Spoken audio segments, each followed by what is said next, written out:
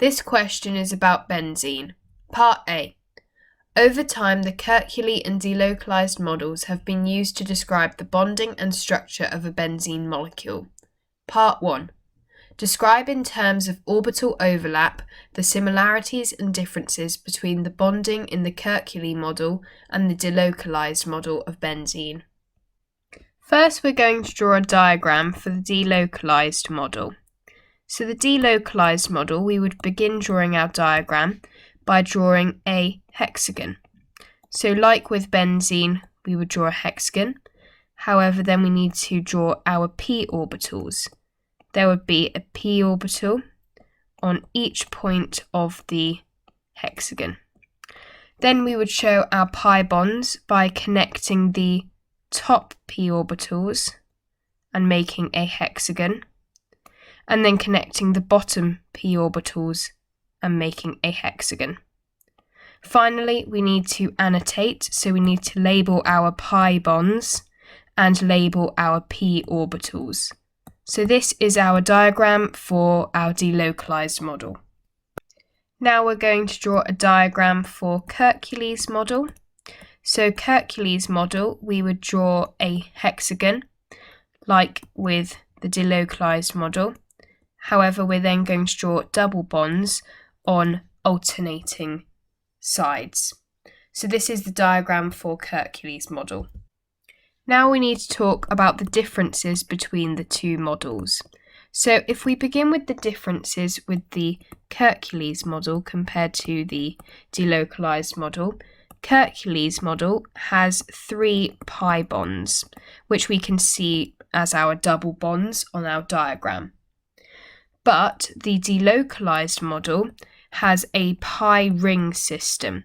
So this is what we would write as our differences, that the delocalized model has a pi ring system and so doesn't have 3 pi bonds, instead it's a ring system. If we want to show our similarities, we can label the Kerkuli model to show our pi bonds. To get the marks for this question, the way we've laid it out, we would get a mark for each diagram and a mark for our differences. Part 2. Experimental evidence led to the general acceptance of the delocalized model over the Kerkuli model. Describe 2 pieces of evidence to support the delocalized model of benzene. For this question, we can lay it out as bullet points. Our first bullet point would be that all carbon-carbon single bond lengths are the same. This is a piece of evidence that supports the delocalized model of benzene. Our second piece of evidence is that benzene is less reactive than alkenes. For this question, you'd get a mark for each bullet point that we've laid out in this question. Part B. Benzene can be used as the starting material for the synthesis of compounds D and E, shown below. In the diagrams, C6H5 is a phenyl group.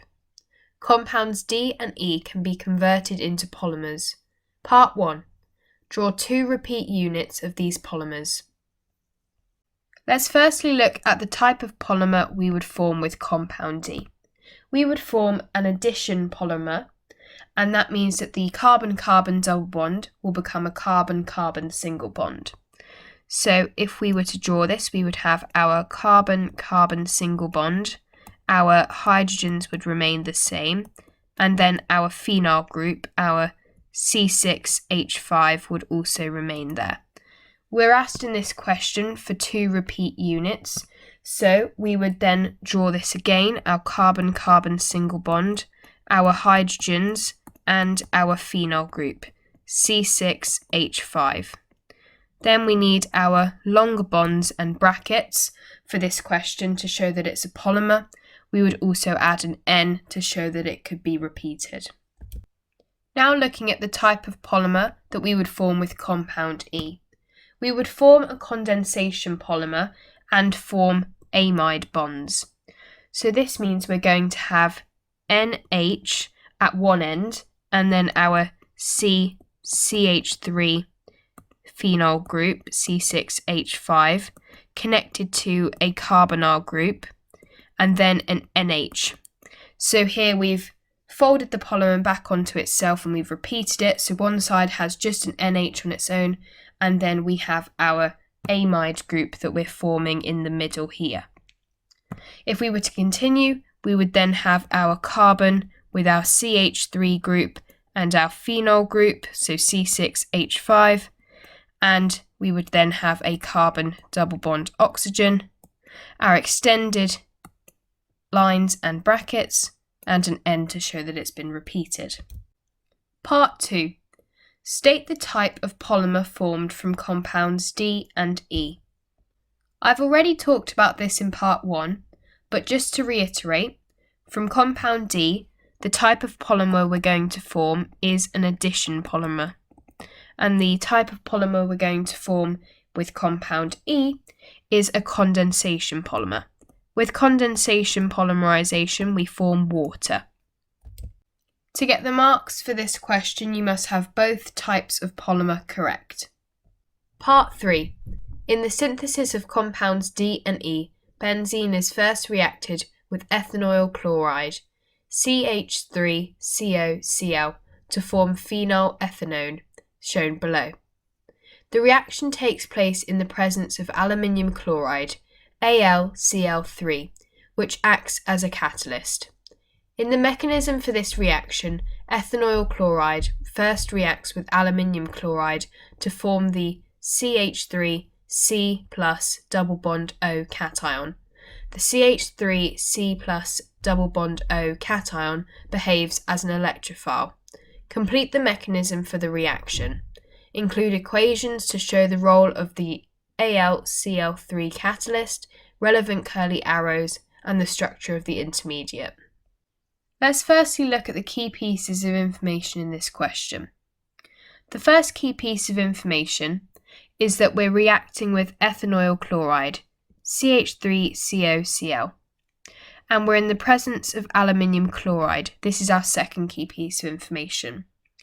Thirdly, that we're going to form our CH3C plus double bond O cation, which is our electrophile.